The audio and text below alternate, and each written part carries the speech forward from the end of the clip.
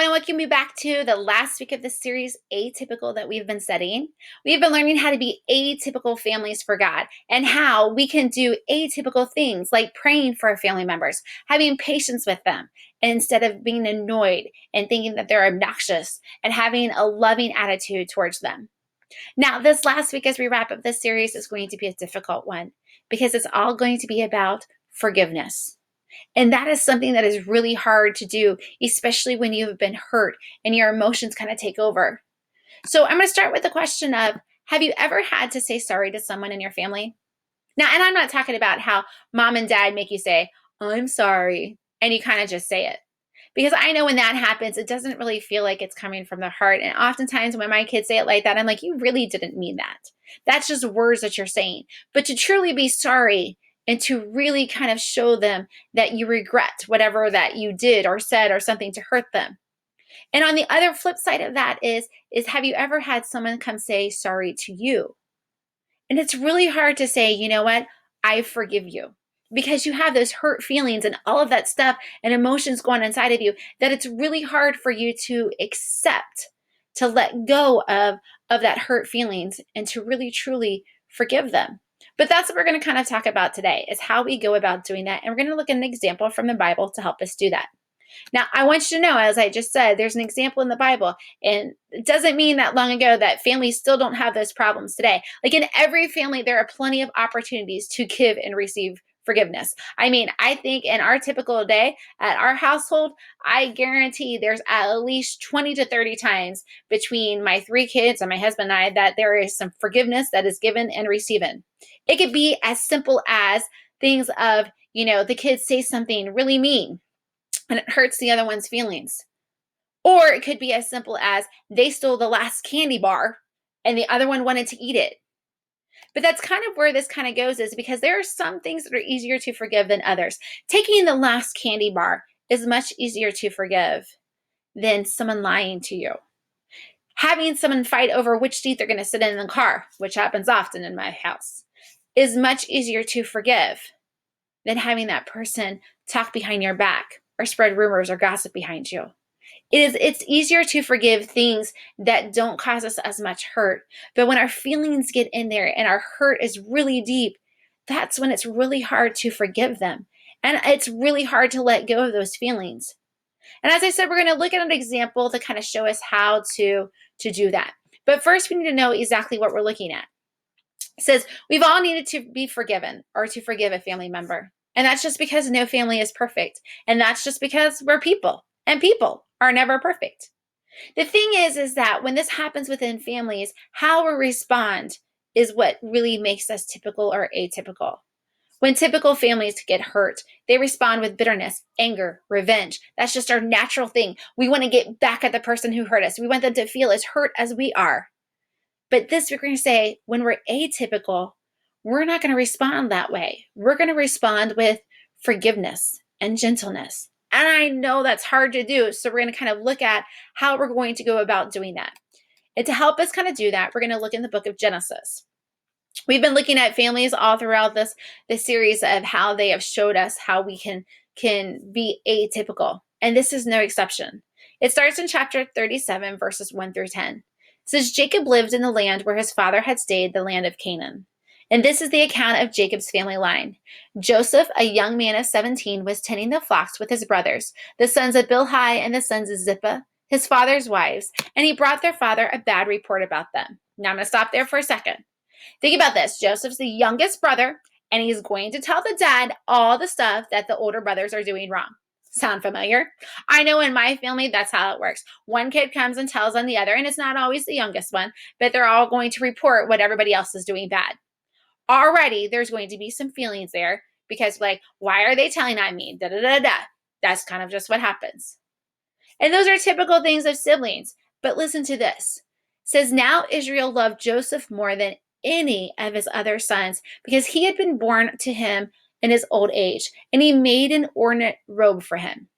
So not only do you have the youngest who's going to tell on all of the other brothers, you now have it that the dad loves him more than any of the other brothers. And he gave him this robe. I mean, talk about having a favorite kid. How do you think those other brothers are feeling? And you know that Joseph is just not hiding that coat. He's out flaunting it and showing them, like, haha, look what dad gave me. I mean, because that's just what siblings do.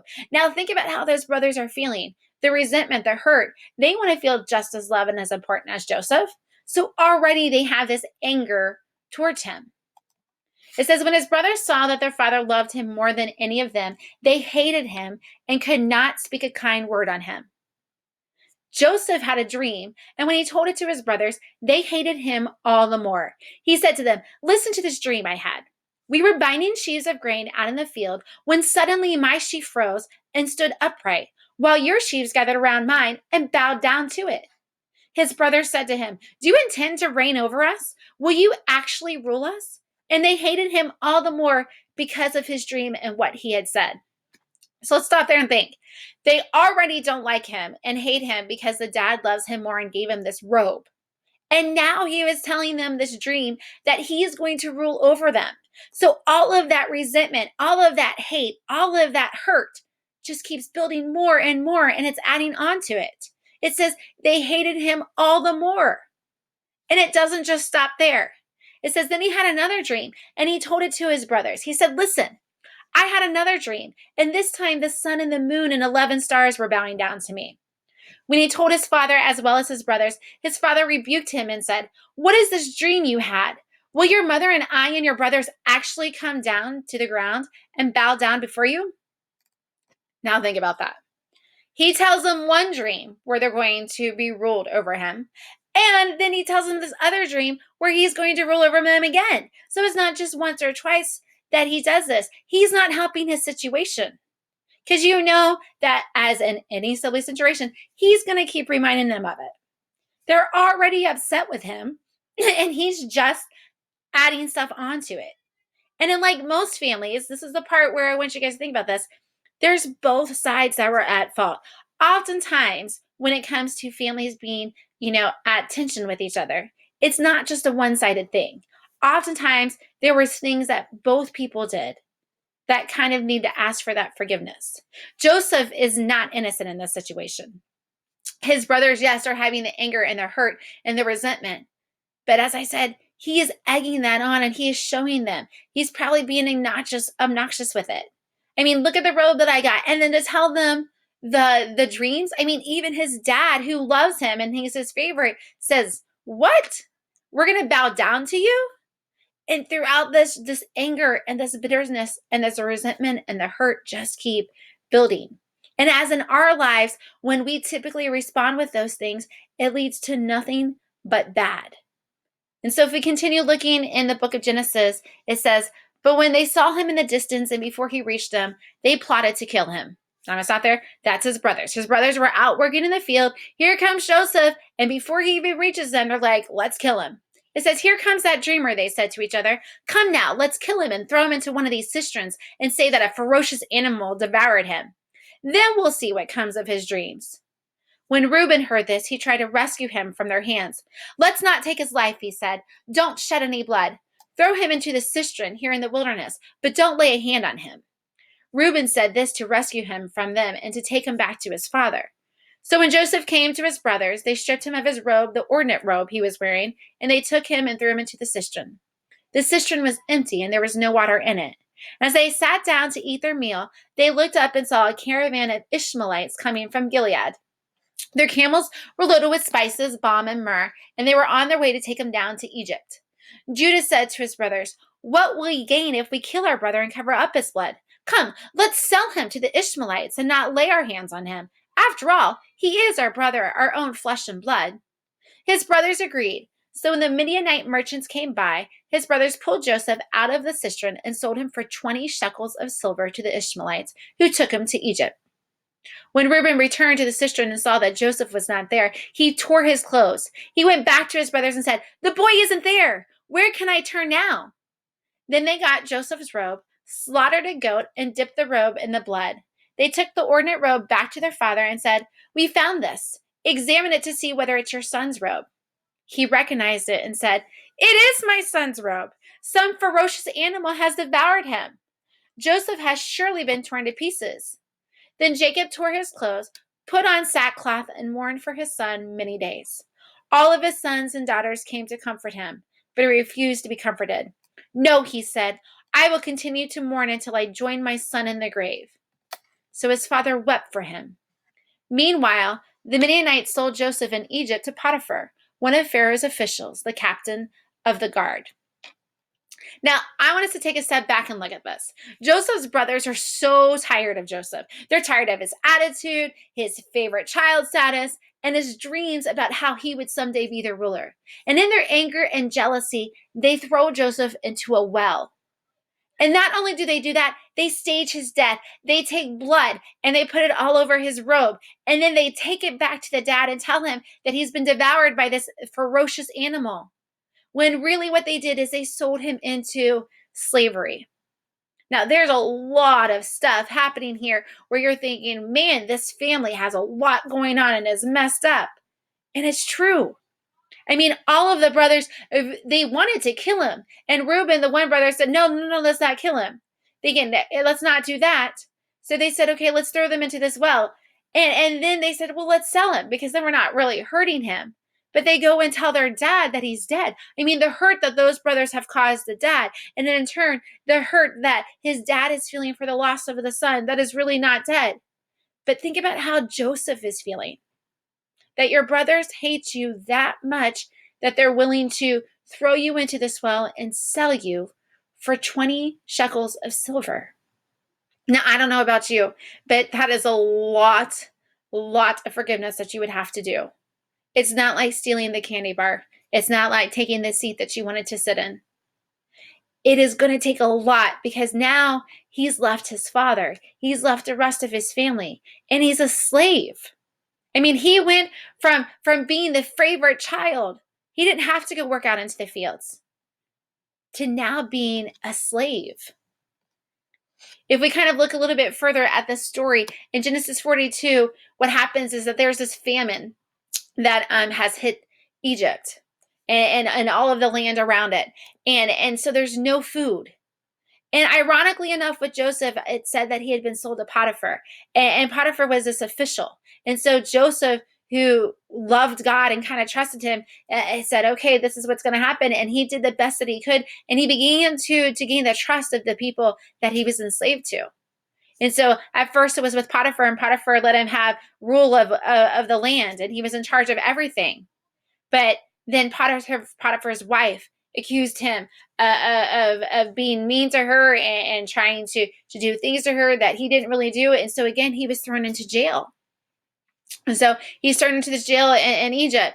And while he's there, he helps some of the people that are in jail with him. And eventually, he has made his way that he has this ability to interpret dreams. I mean, it wasn't just his dream that he was having, but he could tell other people what their dreams were. And as he did that, he became really tight with Pharaoh, who was in rule of all over Egypt. And so when there's no food going on in the country, Joseph's brothers have to come to Egypt to buy the grain. And what happens is when they come to Egypt, they have to meet with the person who's in charge of all of that. And ironically, it is Joseph. But they don't recognize him because he is all dressed up because he's a part of Pharaoh's court. And as far as they knew, they sold him and he's a slave, or they don't even know if he's living anymore. And as they come and they meet Joseph, he kind of, doesn't tell them who he is. And instead, he tells them that they need to go and get the younger brother and that they need to show that they're not spies within the land. And so he says, I'm going to keep one of you just to make sure that you're going to come back and keep your promise. And I want you to notice Joseph, in the power and reign that he was, could have thrown them into jail, could have done all this different stuff. But look what it says in verse 24. It says, he turned away from them and began to weep, but then came back and spoke to them again. He had Simeon taken from them and bound before their eyes. Now, check that part out there. He turned away from them and began to weep. All the hurt, all the anger, all of the stuff and the emotions that he had in him shows what he really felt for his brothers there, that he began to weep. I'm sure he wanted so much to say, hey, it's me, look at me now. What do you think about this? You sold me and now I'm in charge of you. Look at that. You're coming to beg for me for my help. But he didn't do that. Instead, he wanted to see his younger brother. So he says, I'm going to keep Simeon. I'm going to keep this one. You guys go back. Tell your father that this is what has happened and that I need to see the younger brother. You need to bring him back. So the brothers, they go back home and they explain to the father what has happened. But the father doesn't want to send Benjamin because that's his only other son that is like Joseph, because Benjamin's now the favorite. And eventually, though, the brothers say, we have to go back. We need this food. And if we don't go back, he's going to think that we're spies. So they come back with Benjamin. And again, this shows you how much Joseph really, truly cares about his brothers. Because it says in verse 30, deeply moved at the sight of his brother, Joseph hurried out and looked for a place to weep. He went into his private room and wept there. I mean, think about that. He hasn't seen them, and all the hurt and all the anger and stuff kind of just goes away. And he's weeping because he's just so happy to see them. And still at this point, they have no idea that this is Joseph, their brother. They have no idea that what they did has led him to be in charge. And I want you to think, when it comes to being hurt by those you care about, it is hard to forgive them. I mean, I'm sure that he wants so much to be angry at them. I'm sure he wants so much to ask them why and to yell at them and to throw it in their face and all those things that we naturally want to do when we're hurt. But he doesn't do that. In fact, we kind of look a little bit longer that he goes on. It says in Genesis 45, then Joseph could no longer control himself before all of his attendants, and he cried out, have everyone leave my presence. So there was no one with Joseph when he made himself known to his brothers. And he wept so loudly that the Egyptians heard him, and Pharaoh's household heard about it. Joseph said to his brothers, I am Joseph. Is my father still living? But his brothers were not able to answer him because they were terrified at his presence. Then Joseph said to his brothers, come close to me. When they had done so, he said, I am your brother Joseph, the one you sold into Egypt. And now, do not be distressed and do not be angry with yourselves for selling me here, because it was to save lives that God sent me ahead of you. For 2 years now there has been famine in the land, and for the next 5 years there will be no plowing and reaping. But God sent me ahead of you to preserve for you a remnant on earth and to save your lives by a great deliverance. So then it was not you who sent me here, but God. He made me father to Pharaoh, lord of his entire household and ruler of all Egypt. Now hurry back to my father and say to him, this is what your son Joseph says. God has made me lord of all Egypt. Come down to me. Don't delay. You shall live in the region of Goshen and be near me. You, your children and your grandchildren, your flocks and herds, and all you have. I will provide for you there, because 5 years of famine are still to come. Otherwise, you and your household and all who belong to you will become destitute. You can see for yourselves, and so can my brother Benjamin, that it is really I who am speaking to you. Tell my father about all the honor accorded me in Egypt and about everything you have seen. And bring my father down here quickly. Then he threw his arms around his brother Benjamin and wept. And Benjamin embraced him weeping. And he kissed all his brothers and wept over them. And afterward his brothers talked with him. Now, think about that. Instead of saying, haha, bow down to me, my dreams were real. Haha, look what happened, and I am more important than you. He didn't do any of that. I mean, look at what it said there. He kissed all of his brothers and wept over them. He wasn't going back with revenge. He wasn't coming back with bitterness. He wasn't coming back with that anger. He was showing them kindness and gentleness. So ask yourself, would you have reacted like Joseph did? After all the stuff that he'd been through, put into jail twice, sold into slavery, knowing that your brothers were throwing you into a cistern so that you can die. Would you have been able to let all of that hurt go? Would you have been able to let all of that anger and bitterness and resentment go? It's really hard when we've been hurt to forgive. But I want you to kind of think about this, because he did this and he said, I want to go see my I want to see my father, bring him back. And so they brought the father back, and they were living in this land, and it was kind of great. They were up on the hills, and he can kind of see them when he wanted to. But eventually, the dad died. And if we look in Genesis 50, verses 15 through 21, I want you guys to see this. When Joseph's brothers saw that their father was dead, they said, "What if Joseph holds a grudge against us and pays us back for all the wrongs we did to him?" So they sent word to Joseph saying, "Your father left these instructions before he died. This is what you are to say to Joseph. I ask you to forgive your brothers the sins and the wrongs they committed in treating you so badly. Now please forgive the sins of the servants of the God your father." When their message came to him, Joseph wept. His brothers then came in and threw themselves down before him.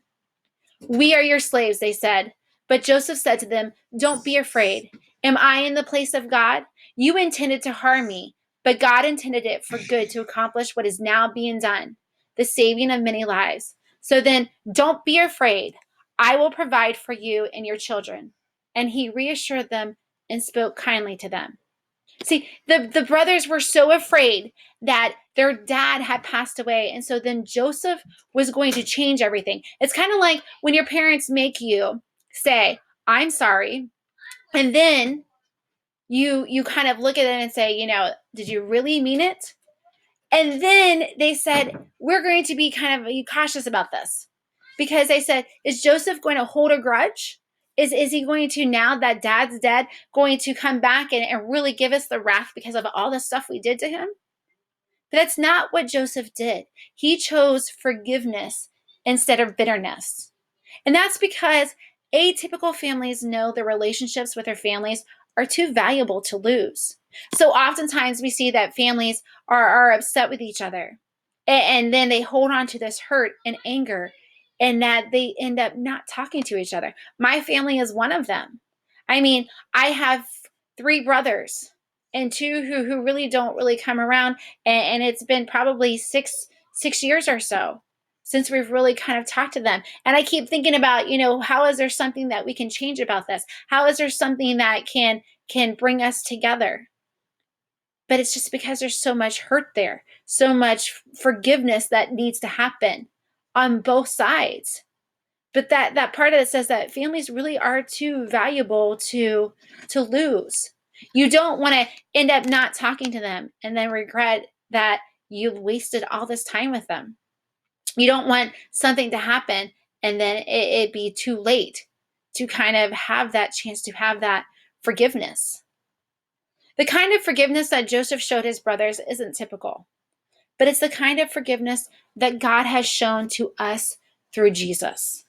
If we look at this verse in Colossians, it says, "Therefore, as God's chosen people, holy and dearly loved, clothe yourselves with compassion, kindness, humility, gentleness, and patience. Bear with each other and forgive one another if any of you has a grievance against someone. Forgive as the Lord forgave you." See, to be atypical means you're not holding on to all of that hurt, that you're not letting that bitterness and anger and your emotions rule you. It's hard, as I said, when you've been hurt. But if you're showing compassion, kindness, humility, gentleness, patience, all of that stuff is going to cause you to let all of that hurt kind of go. It doesn't mean that it's going to be magically wonderful. It doesn't mean that it's not going to still hurt at times, but it's going to allow you to allow that forgiveness to happen. If we look, you're now asking, so how is it that we can forgive that when we've been hurt? I'm going to tell you, forgiveness doesn't have to be complicated. It can be as simple as admitting that you've been hurt. Sometimes we don't like to admit that. It seems like we're weak or soft. But if you've been hurt, then tell them, because sometimes they don't even know that they've hurt your feelings. Sometimes they don't even know that they've done something wrong. And then once you've admitted that you've been hurt, tell God that you need help to forgive them. It's not something that you have to do on your own. And ask God to heal the parts of your heart that have been hurt. Allow him to take away that angerness, to take away that bitterness, and to fill it with the love and the gentleness. And then choose to focus on moving forward instead of what happened in the past. Don't live. Think about Joseph. He could have dwelled on the fact that they sold him into slavery. He could have dwelled on the fact that he, had been thrown into jail twice, that all of this was happening. But instead, he focused on seeing his dad and his brother and saving their lives and saying, I'm going to provide for you. There are 5 more years of famine coming. I'm going to take care of you. And the last thing is that forgiving yourself and asking for forgiveness if you need to for the part you played in what happened. As I said, it's typically both sides. Sometimes we don't even realize that we need to ask for forgiveness because we haven't realized that we've done something wrong. But more oftentimes than not, there is 2 parties that have caused that hurt to happen. And you've been hurt and they've been hurt. So you need to ask, okay, I need to forgive myself for doing that, and I need to ask them for forgiveness. So I want you to think about that right now, about a family member that you need to forgive. And then imagine how you and your family could be transformed if you're willing to choose forgiveness over bitterness or revenge. How could you do forgiveness and change your attitude or perspective? How could you think forgiveness could change the person you're fighting with? And how do you think forgiveness could begin to change your family's pattern of behavior in the long term? I told you that I have 3 brothers, and 2 of them who I haven't really seen, and just recently one has been kind of reaching out. And then instead, when we kind of saw each other for the first time of hashing out all the hurt and anger and stuff that kind of happened between us the 6 years ago, we kind of just let it go. And we kind of just started, it's small baby steps, and it's nothing that, it is deep conversations, which I know last week we talked about this tough conversations, and that probably will come eventually. But right now, it's kind of like what Joseph did with his family there. We're just seeing each other and allowing our kids to kind of play with each other and just kind of a real, just releving in the fact that the family part of it is valuable, that we're brothers and sisters, and that's never going to change anything, and that holding all of that hurt and everything is just allowing us not to move forward.